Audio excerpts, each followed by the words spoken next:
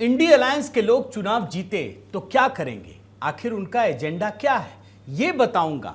पहली बार परमाणु बम खत्म कर देंगे, इन्होंने वादा किया है। आपको पता है आर्टिकल 370 की बहाली करेंगे और इसके अलावा दोस्तों सेना को कमजोर करने का इनका अपना ही प्लान है। अग्निवीर अगर योजना आप भूल गए हो तो आपको याद दिलाऊंगा। इसके अलावा सीबीआई ईडी जो भ्रष्टाचार के खिलाफ इतना बेहतरीन काम कर रही है उसको कुंद करना, उसे बेअसर करना। इसके अलावा नए संसद भवन पर क्या कुछ होगा आप सोच नहीं सकते। सनातन खत्म करेंगे, भूल तो नहीं गए, हिंदुत्व को भगाएंगे। खुद राहुल गांधी ने कहा है रामचरितमानस पर पाबंदी लगाने की मांग कर चुके हैं। सत्ता में आएंगे तो क्या होगा, अधिकारियों को जेल भेजेंगे। बुर्के की खुली छूट संस्थानों में, उन संस्थानों में जो शिक्षा का मंदिर है। इसके अलावा गाली गलौज को छूट देने का ऐलान कर रखा है। पता है ना मानहानि में क्या वादा किया है। इसके अलावा प्रधानमंत्री मोदी को जेल भेजेंगे और सभी को कार्रवाई की धमकी दी गई है। बहुत सारी चीजें दोस्तों जो मैं एक एक करके आज आपको इस ग्राफिक्स के जरिए दिखाऊंगा।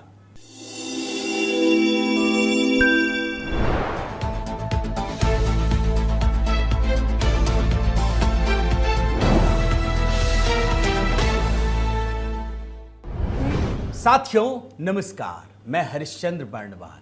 चलिए सीधे शुरुआत करते हैं। अब जब बिल्कुल चुनाव वोटिंग का दिन है और सब कुछ चल रहा है दोस्तों, अब आपको अपने वोट के जरिए नई सरकार को तय करना है। तो एक एक करके सीधे ग्राफिक्स में आइए और चलिए देखिए कि इन लोगों ने क्या कुछ कहा है। पहला, परमाणु बम खत्म कर देंगे।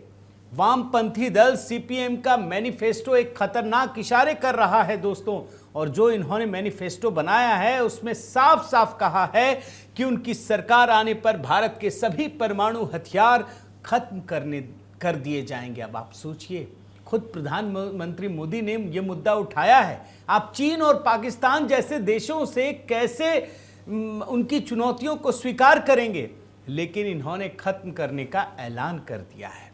दूसरा मुद्दा, आर्टिकल 370 की बहाली।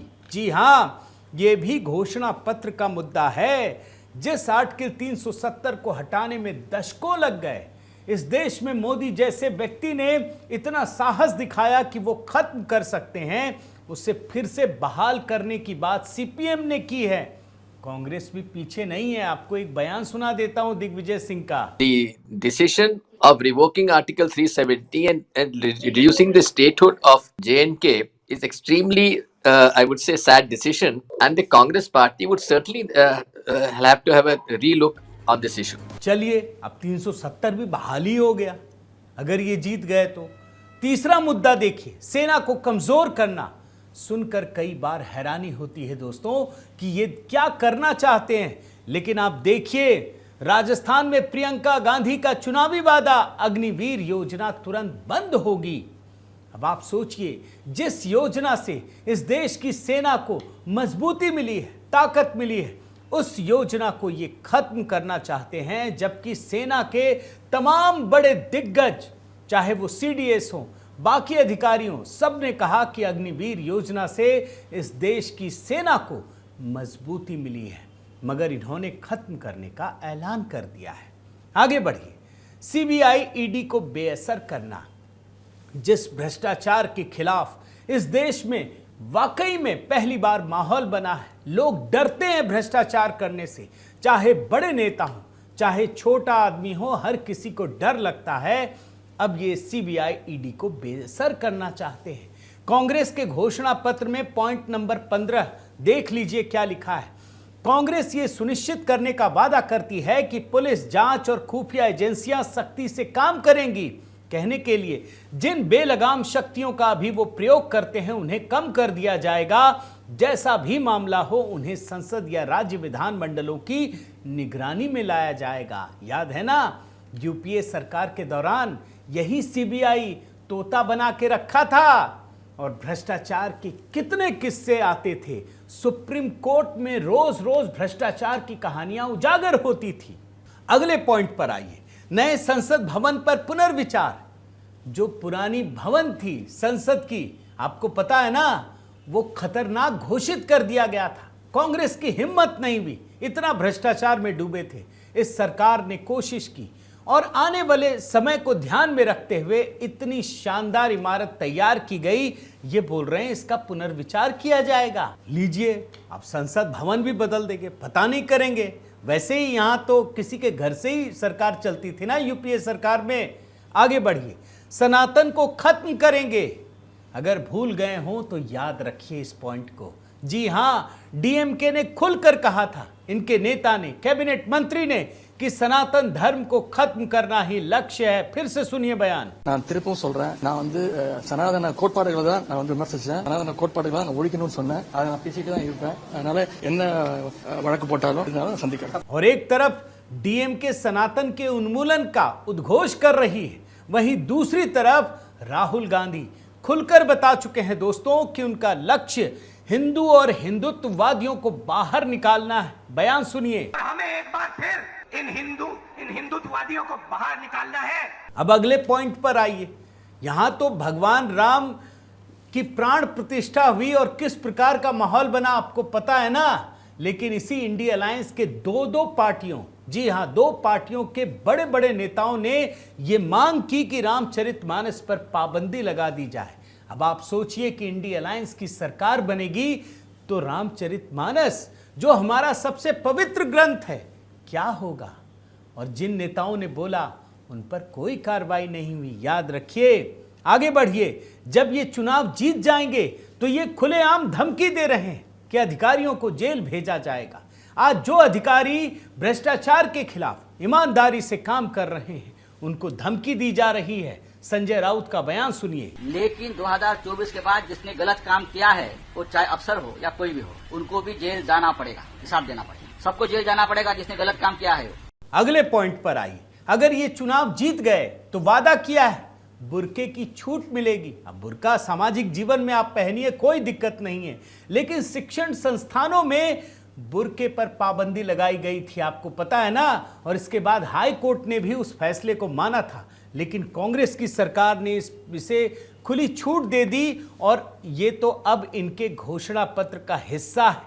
कांग्रेस ये सुनिश्चित करेगी कि देश के हर एक नागरिक की तरह अल्पसंख्यकों को भी पहनावे, भोजन, भाषा और पर्सनल लॉ को लेकर स्वतंत्रता हो। आप सोचिए कांग्रेस कहां जाना चाहती है।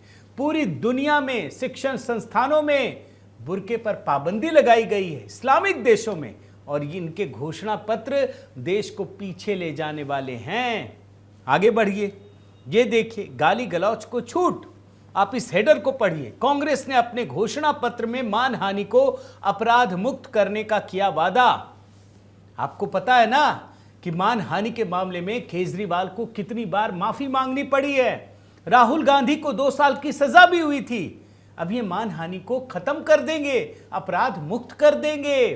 जैसे आज झूठ बोलने पर कोई सजा नहीं होती ना, किसी को गाली गलौज करते रहिए, कोई सजा नहीं होगी।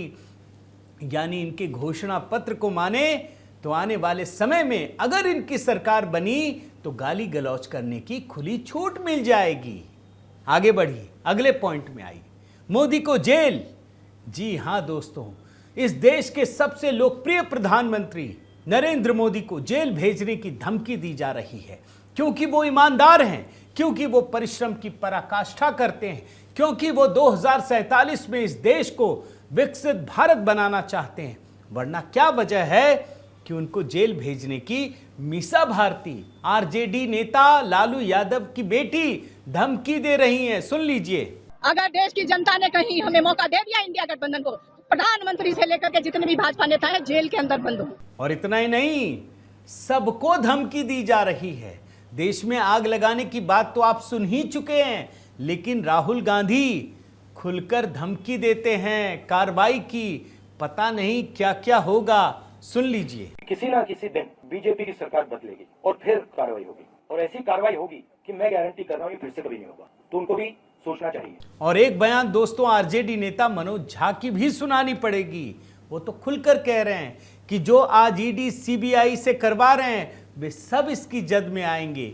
ये भी बयान सुनिए। नतीजे अगर उलटा है ना। तो जो लोग आज ईडी, आईटी, सीबीआई से ये करवा रहे हैं, सबके सब जद में आएंगे। वैसे सच कहूं दोस्तों तो किसी को भी यकीन नहीं है, इन विपक्षियों को भी यकीन नहीं है कि ये सत्ता में आ भी पाएंगे।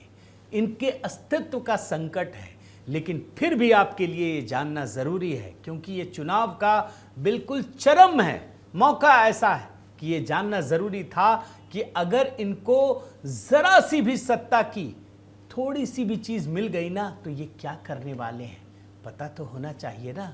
और इसीलिए मैंने ये रिसर्च किया है। उम्मीद है दोस्तों कि आपको मेरा ये वीडियो पसंद आया होगा, मेरा रिसर्च पसंद आया होगा। अगर कुछ छूट रहा है या अगर आपके मन में कोई और विचार है तो ज़रूर कमेंट करके अपनी राय दीजिए। इस चैनल को सब्सक्राइब कीजिए, लोगों तक पहुंचाइए ताकि पता चले। और साथ ही साथ दोस्तों, अगर आपने मेरा दूसरा संगीत वाला चैनल HB मेलोडी सब्सक्राइब नहीं किया, उसके गाने नहीं देखे हैं, तो उस चैनल पर भी ज़रूर आइए। मैं आपके लिए बहुत सारी चीज़ें बहुत परिश्रम के साथ लाने की कोशिश कर रहा हूँ। बहुत बहुत धन्यवाद। जय सिया राम।